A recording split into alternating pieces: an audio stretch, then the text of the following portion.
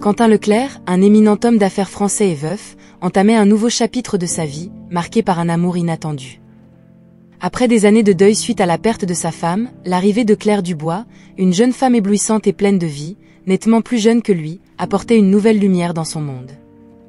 Leur relation, éclose entre rendez-vous secrets et dîners aux chandelles, évoluait rapidement vers un engagement sérieux, aboutissant à un mariage somptueux qui faisait le buzz dans le tout Paris. Le grand jour était célébré dans l'un des châteaux les plus prestigieux des environs de Paris, où les invités étaient accueillis avec toute la splendeur d'un conte de fées. Claire, rayonnante dans sa robe de mariée choisie avec soin, semblait l'incarnation de l'amour et du bonheur. Quentin, à ses côtés, ne pouvait masquer l'éclat de contentement dans ses yeux, se permettant enfin d'être heureux de nouveau. Cependant, tous ne partageaient pas ce bonheur. Juliette, la fille de 10 ans de Quentin, regardait Claire avec méfiance et réserve. Polie et introspective, Juliette ressentait profondément l'absence de sa mère et voyait la nouvelle épouse de son père comme une intruse dans sa vie déjà bouleversée par la perte. « Et tu es heureux, papa ?» demandait doucement Juliette à Quentin, alors qu'ils observaient les feux d'artifice illuminer le ciel nocturne après la cérémonie. « Oui, ma chérie, je suis très heureux. Mais mon bonheur serait complet si je savais que tu es heureuse toi aussi, répondait Quentin, se baissant pour être à hauteur des yeux de sa fille. Juliette esquissait un sourire forcé, cachant ses véritables sentiments. « Je veux juste que tu sois heureux, papa. » Claire, observant de loin l'interaction entre le père et sa fille, ressentait un pincement de culpabilité d'être, même involontairement, au centre de cette tension. Elle s'approchait, dans l'intention de créer un lien avec Juliette. « Et Juliette, j'espère qu'on pourra être amis, » disait Claire, tendant la main dans un geste de paix. Juliette hésitait, mais finissait par accepter la main de Claire. « Moi aussi, j'espère, » répondait-elle, même si son cœur était encore lourd d'incertitude. Alors que la fête se poursuivait, Quentin regardait ses deux amours, espérant que le temps guérirait les blessures et unirait sa famille. Il était conscient des défis à relever, mais était déterminé à faire en sorte que cette nouvelle phase de sa vie fonctionne, pas seulement pour lui, mais aussi pour Juliette et Claire. Tandis que Quentin embrasse le bonheur avec Claire, il doit aussi veiller à ce que Juliette se sente aimée et incluse dans cette nouvelle vie qui commence. Le chapitre sème les premiers doutes et espoirs qui se dérouleront tout au long de l'histoire, promettant un voyage émotionnel tant pour les personnages que pour les lecteurs. Au fur et à mesure que les jours se transformaient en semaines après le mariage de Quentin et Claire, la demeure des Leclerc, autrefois emplie d'une tranquillité confortable, commençait à résonner des sons subtils de tension et de mécontentement. La présence de Claire, bien qu'initialement une source de joie pour Quentin, commençait à perturber l'équilibre de la relation entre le père et sa fille. Juliette, toujours plus retirée depuis l'arrivée de Claire, se retrouvait de plus en plus isolée, se réfugiant dans ses livres et dans le silence de sa chambre, un sanctuaire contre les changements qu'elle ne parvenait pas à accepter.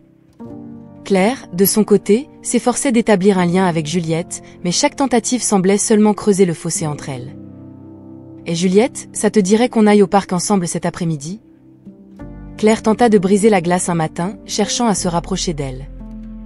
Juliette, réticente, répondit par un simple « non, merci », sans lever les yeux de son livre. Claire poussa un soupir, se sentant une fois de plus vaincue dans sa tentative de rapprochement. C'est dans cette atmosphère de malaise grandissant que Damien, un ami de longue date et associé de Quentin, décida d'exprimer ses inquiétudes. Lors d'un déjeuner d'affaires, il aborda le sujet avec délicatesse. « Quentin, tu as remarqué quelque chose de différent à la maison, dernièrement ?» demanda Damien, pesant soigneusement ses mots. Quentin, surpris par la question, répliqua rapidement. « Different comment ? Claire est formidable et je n'ai jamais été aussi heureux. »« Je n'en doute pas, mon ami, mais Juliette ? » ?»« Elle s'adapte bien à la nouvelle situation, » insista Damien, préoccupé par le bien-être de la fillette qu'il connaissait depuis sa naissance. Quentin s'arrêta un instant pour réfléchir. La vérité était qu'il s'était tellement investi dans sa nouvelle relation qu'il avait peut-être négligé les sentiments de sa fille. Juliette est forte. Elle s'y fera, dit-il finalement, plus pour se convaincre lui-même que pour répondre à Damien. Cependant, Damien n'était pas convaincu. « J'espère juste que tu n'es pas aveuglé par l'amour, Quentin. Le bonheur de Juliette est aussi important. » Cette conversation laissa Quentin troublé, une graine de doute ayant été plantée dans son esprit. Il commença à observer de plus près les interactions à la maison, se rendant compte pour la première fois de la distance qui s'était installée entre lui et Juliette.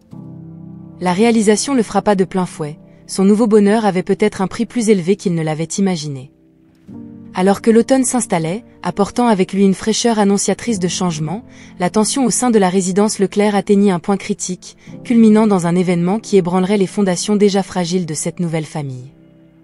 Un après-midi particulièrement tendu, Claire, de plus en plus frustrée par le mur invisible que Juliette avait érigé autour d'elle, décida de confronter la jeune fille. Claire avait une intention claire, établir une forme de communication et de compréhension mutuelle. Cependant, son approche directe s'avéra être une erreur. « Et Juliette, il faut qu'on parle de notre relation », commença Claire, sa voix empreinte d'une mixité de fermeté et d'exaspération. Juliette, qui dessinait tranquillement dans le salon, leva les yeux, surprise et immédiatement sur la défensive. « Et il n'y a rien à dire », répondit-elle froidement, se détournant pour reprendre son activité. Frustrée par ce rejet, Claire tenta d'insister, mais ses paroles ne firent qu'augmenter la tension. La discussion s'envenima rapidement, les voix s'élevèrent et des mots durs furent échangés, que tous deux regretteraient plus tard. Dans le feu de l'action, Juliette tenta de s'éloigner mais, dans sa précipitation, trébucha sur un tapis mal placé. La chute fut brutale, et Claire ne put qu'assister, horrifiée, tandis que Juliette tombait, se cognant la tête contre le coin d'une table basse.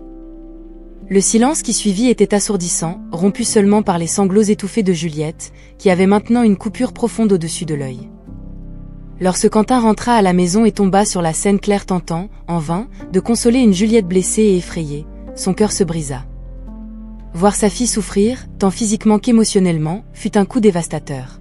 « Qu'est-ce qui s'est passé ici ?» exigea Quentin, son inquiétude se muant rapidement en colère en saisissant la nature de l'incident. Claire, étourdie et pleine de remords, tenta d'expliquer, mais ses mots sonnaient creux, même à ses propres oreilles. La dispute, l'accident, la cicatrice désormais gravée sur le visage de Juliette, tout cela servit de réveil douloureux pour Quentin. Cette nuit-là, soignant les blessures de Juliette, Quentin commença à remettre en question sa relation avec Claire et les choix qu'il avait faits depuis son entrée dans leur vie. Rongé par la culpabilité et le doute, il se demanda si sa quête du bonheur l'avait aveuglé aux besoins de sa fille. L'incident avec Juliette agissait comme un miroir, reflétant les fissures profondes dans leur relation et marquant le début d'un chemin d'auto-évaluation, et peut-être, de changement. Dans les jours qui suivirent l'incident, l'atmosphère chez les Leclerc devint encore plus tendue, le silence remplaçant les disputes antérieures.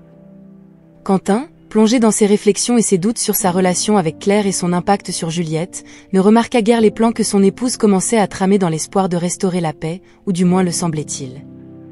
Claire proposa un voyage en Floride, le présentant comme une opportunité pour la famille de se reconnecter et de guérir les blessures récentes.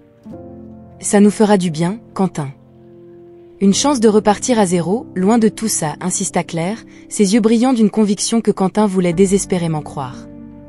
Quentin, bien qu'hésitant, aspirait à un nouveau départ, à une chance d'effacer les erreurs et de reconstruire sa famille. Ainsi, sans voir les courants cachés derrière la suggestion de Claire, il accepta.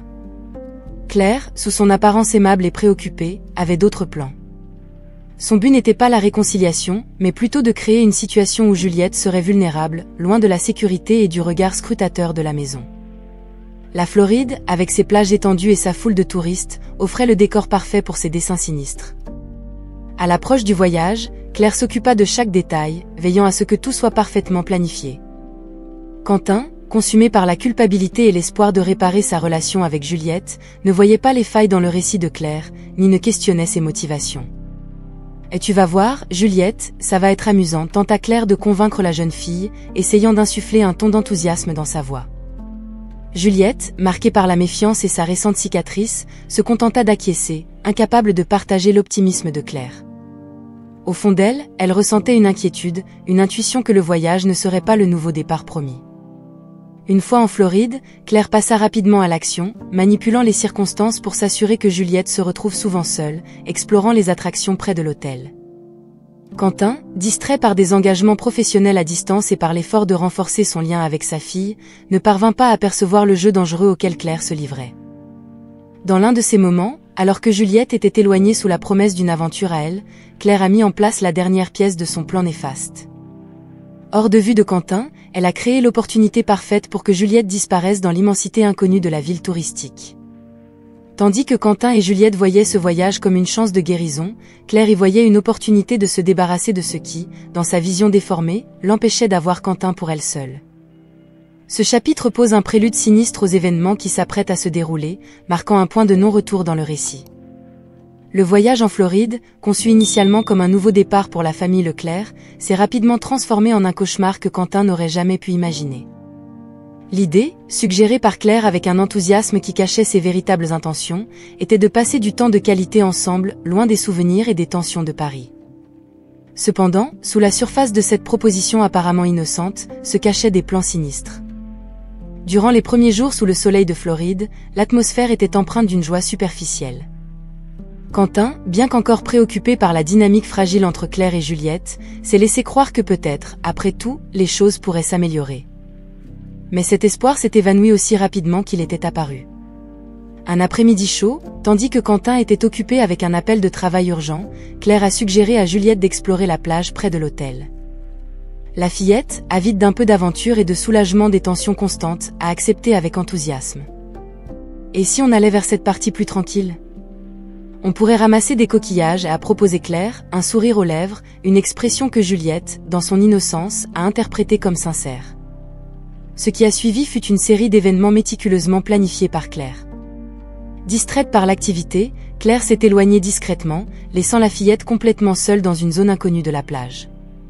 En retournant à l'hôtel sans Juliette, Claire a informé Quentin, avec une inquiétude feinte, que Juliette avait disparu. Elle était juste à côté de moi, et puis, je l'ai perdue de vue, a-t-elle menti, la voix tremblante. La panique de Quentin fut immédiate et écrasante. L'idée de perdre Juliette, sa précieuse fille, dans un pays étranger, lui a coupé le souffle. Sans hésiter, il a lancé une recherche frénétique, appelant la police locale, mobilisant l'hôtel et demandant de l'aide à tous ceux qui pouvaient l'entendre. Les heures se sont transformées en jours, et il n'y avait aucun signe de Juliette. La recherche désespérée de Quentin a attiré l'attention des médias locaux, élargissant la portée des efforts pour retrouver la fillette disparue. Mais, à chaque jour qui passait sans nouvelles, l'espoir de Quentin de retrouver sa fille diminuait. Pendant ce temps, Claire observait les efforts de recherche avec une expression de préoccupation feinte, cachant la satisfaction sombre de voir son plan se dérouler comme prévu. Quentin, consumé par l'angoisse et la recherche inlassable, était loin d'imaginer les véritables intentions derrière la disparition de sa fille. À mesure que la réalité de la disparition de Juliette s'installait, Quentin Leclerc se trouvait dans un état de désespoir et de détermination qu'il n'avait jamais expérimenté. La Floride, avec ses plages ensoleillées et son atmosphère détendue, s'était transformée en scène de son pire cauchemar. La disparition de sa fille ne l'a pas seulement laissé stupéfait, mais a également déclenché en lui un mécanisme d'action qu'il ignorait posséder. Dès les premiers instants après avoir réalisé que Juliette avait disparu, Quentin a lutté contre le tsunami de panique prêt à l'engloutir. Avec une célérité stupéfiante, il est passé de l'incrédulité à l'action, mobilisant tous les moyens à sa portée pour retrouver sa fille. La police locale a été alertée sans délai, et une recherche exhaustive a débuté, couvrant la zone de l'hôtel où il séjournait et s'étendant aux alentours. Claire, quant à elle, jouait à la perfection son rôle d'épouse inquiète, avec une aisance frôlant la perfection. Son visage, marqué par des expressions d'angoisse et de soucis, dissimulait habilement les rouages de son esprit, qui œuvrait à des fins bien différentes. « Je ne sais pas comment cela a pu arriver », confia-t-elle au policier, d'une voix ébranlée. « Nous avons juste détourné le regard un instant. » Quentin, consumé par l'urgence de la recherche, ne percevait guère les subtilités dans le jeu de Claire. Son unique préoccupation était de retrouver Juliette, et pour cela, il étendit les efforts au-delà des autorités locales. Des détectives privés furent engagés, et Quentin lança des appels émotionnels sur les réseaux sociaux et dans les médias locaux, implorant toute information pouvant conduire au lieu où se trouvait sa fille. Au fil des jours, sans nouvelles, l'espoir commençait à s'amenuiser, mais pas la détermination de Quentin. Il savait qu'il ne voulait abandonner Juliette. La recherche devint sa seule mission, engloutissant chaque moment de son éveil. Pendant ce temps, la communauté locale et les touristes se rallièrent aux efforts, touchés par l'histoire de Juliette. Des affiches portant son visage furent disséminées dans toute la ville, et les plages furent fouillées avec minutie. Chaque piste fut suivie, même si, malheureusement, beaucoup menaient à des impasses. Durant cette période tumultueuse, Quentin commença à remarquer, même subconsciemment, de petites incohérences dans le comportement de Claire. Des moments d'hésitation, des regards fuyants, de petites fissures dans la façade qu'elle maintenait. Bien que son esprit fût concentré sur la recherche de Juliette, il ne put empêcher que des graines de doute commencent à germer, remettant en question non seulement la disparition de sa fille, mais aussi la nature de sa relation avec Claire. 20 ans après la disparition qui bouleversa le monde de Quentin Leclerc, le temps avait apporté une toile de changements irréversibles.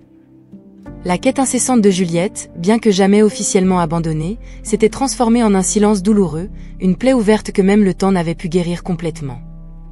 L'incident avait laissé des cicatrices invisibles sur Quentin, le marquant d'une perte qui définirait les années subséquentes de sa vie. Entre-temps, le mariage de Quentin et Claire, déjà fragilisé par le traumatisme et la tension, commença à se déliter à mesure que les véritables intentions de Claire étaient mises en lumière. La révélation de son rôle dans la disparition de Juliette et la manipulation émotionnelle qu'elle avait exercée sur Quentin n'ont pas seulement dissous l'amour restant, mais ont également incité à un divorce amer et conflictuel. Claire, dont la façade d'épouse dévouée avait été démantelée, se retrouva isolée, tant émotionnellement que socialement, dans le sillage du divorce. La séparation, bien que libératrice pour Quentin à certains égards, l'a également plongé dans une profonde réflexion sur les années perdues et le coût de ses choix. L'absence d'autres enfants, en dehors de Juliette, est devenue l'écho douloureux d'un avenir qui ne se matérialiserait jamais. Dans cette tourmente, Quentin a cherché du réconfort et un but dans son travail, canalisant sa douleur et son énergie vers le développement de son entreprise et le soutien aux organisations dédiées à la recherche d'enfants disparus. Cette tragédie l'a transformé en un défenseur acharné de cette cause, une tentative de donner un sens à la douleur qui a façonné son existence. Claire, de son côté, a emprunté un chemin marqué par la rédemption et l'isolement. Confrontée à la réalité de ses actes et à la perte de tout ce qu'elle chérissait, le statut, l'amour et une famille, elle s'est retrouvée dans un voyage solitaire d'autodécouverte. Sans Quentin et sans le foyer qu'ils avaient partagé, Claire a été forcée de réévaluer sa vie et ses choix, cherchant une forme d'expiation dans un monde qui semblait lui tourner le dos. Les années ont passé, emportant avec elle un morceau de la douleur et de l'espoir qui caractérisait cette période tumultueuse après la disparition de Juliette.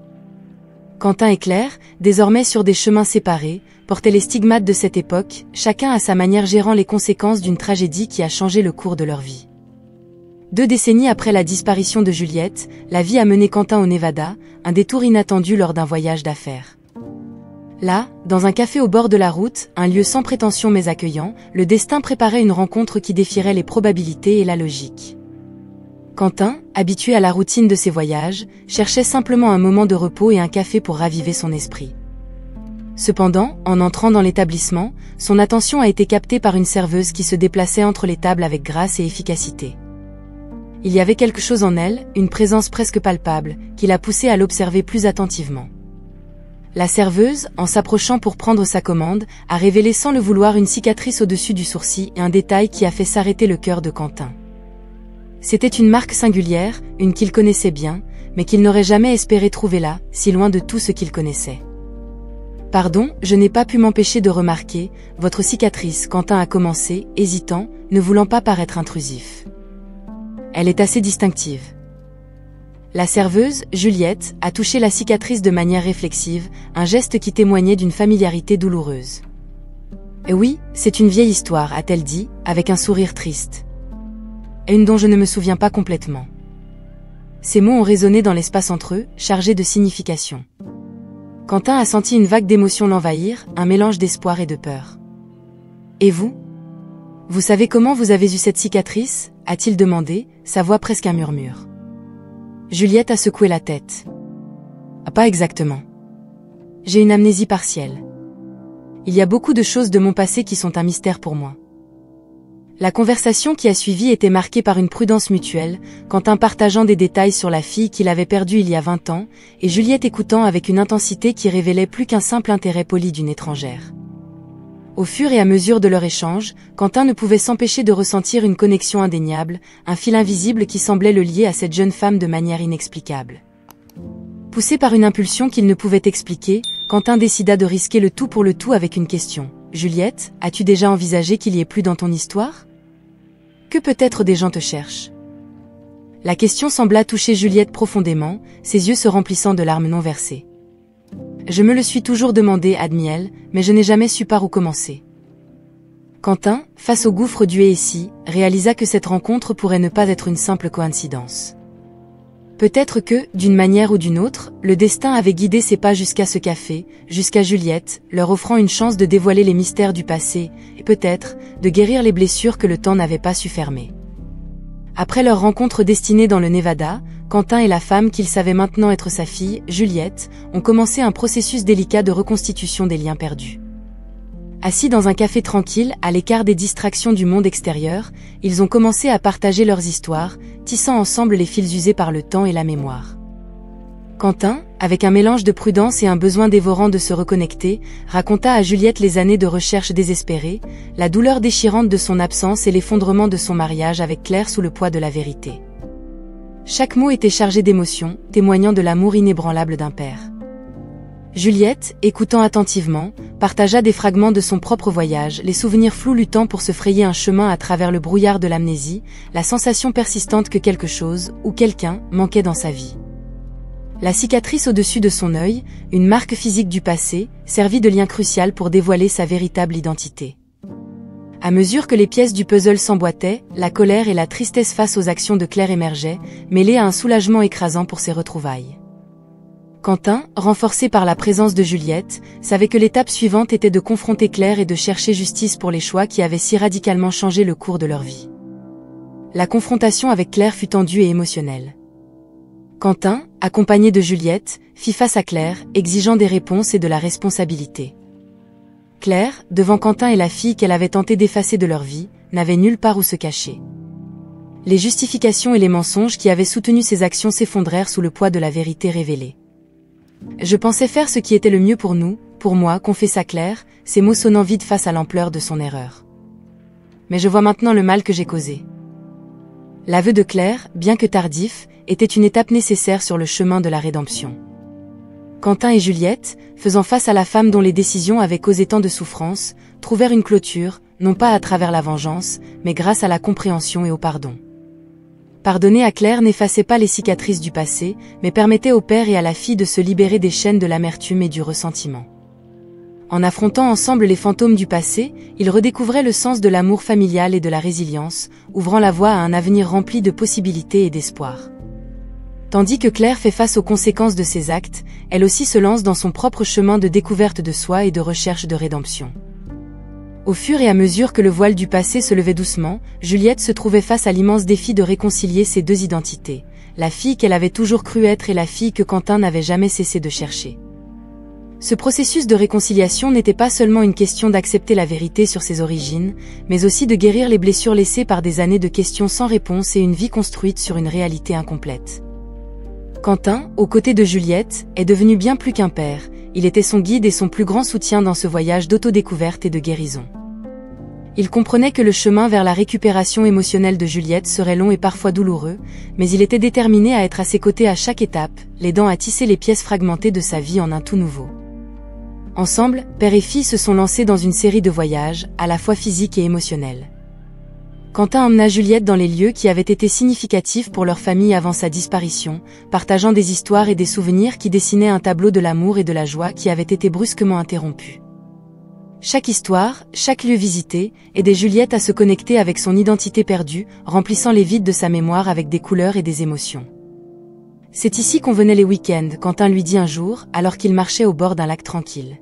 « Ta mère adorait peindre ici, et toi, tu essayais toujours de l'aider, même si tu finissais avec plus de peinture sur toi que sur la toile. » Juliette sourit, touchée par l'image vivante que les mots de son père évoquaient. « J'aimerais m'en souvenir », murmura-t-elle, plus pour elle-même. Et avec le temps, certaines de ces mémoires peuvent revenir. Et même si ce n'est pas le cas, nous en créerons de nouvelles, répondit Quentin, serrant sa main en signe de soutien. Parallèlement au processus de guérison de Juliette, Quentin trouva un nouveau but dans la vie. Inspiré par la force et la résilience de sa fille, il se consacra à aider d'autres familles confrontées à des situations similaires à la leur, transformant sa douleur en action. Son expérience personnelle fit de lui un défenseur passionné des disparus, travaillant sans relâche pour apporter de l'espoir à ceux qui cherchaient encore leurs proches. Quentin et Juliette apprennent que la guérison vient non seulement en affrontant les ombres du passé, mais aussi en embrassant la possibilité d'un avenir construit sur l'amour, la compréhension et l'acceptation.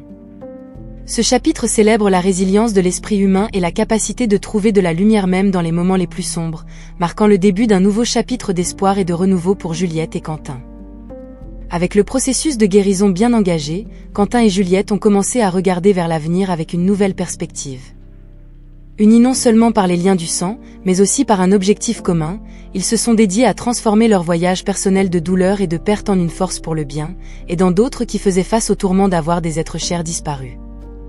Inspirés par leur propre expérience, ils ont créé une fondation dédiée à offrir des ressources, du soutien et de l'espoir aux familles vivant le cauchemar de la disparition d'un proche. La fondation, baptisée du nom de la mère de Juliette en guise d'hommage, est rapidement devenue un phare pour beaucoup, offrant non seulement une assistance pratique, mais aussi de la compréhension et de l'empathie venant de ceux qui connaissent vraiment la douleur de l'incertitude. Quentin, utilisant son influence dans le monde des affaires, a veillé à ce que la fondation dispose des ressources nécessaires pour fonctionner efficacement, tandis que Juliette a apporté sa passion et son énergie renouvelée, travaillant directement avec les familles et coordonnant des campagnes de sensibilisation mettant en lumière l'importance de la solidarité communautaire et de l'action proactive. Lors d'un événement de lancement pour la fondation, Quentin est monté sur scène, l'émotion claire dans sa voix alors qu'il parlait. Cette fondation est plus qu'un simple projet pour nous, c'est une mission née de notre propre histoire. Une histoire qui nous a appris la douleur, mais aussi la résilience de l'esprit humain. Notre objectif est de veiller à ce qu'aucune famille n'ait à parcourir ce chemin seule. Juliette, à ses côtés, a partagé son propre témoignage, touchant les cœurs de tous les présents avec ses paroles sincères et sa détermination à faire une différence dans la vie des autres. Son histoire, un puissant rappel de l'impact durable de l'amour et de l'espoir, a inspiré de nombreux autres à se joindre à la cause, élargissant ainsi la portée et l'impact de la fondation. En travaillant ensemble dans cette nouvelle entreprise, Quentin et Juliette ont trouvé une profonde manière de guérir les blessures du passé, canalisant leur douleur en actions positives. Ce parcours partagé les a non seulement rapprochés davantage, mais leur a également offert à tous les deux un sentiment de but et d'accomplissement qui leur avait fait défaut pendant tant d'années.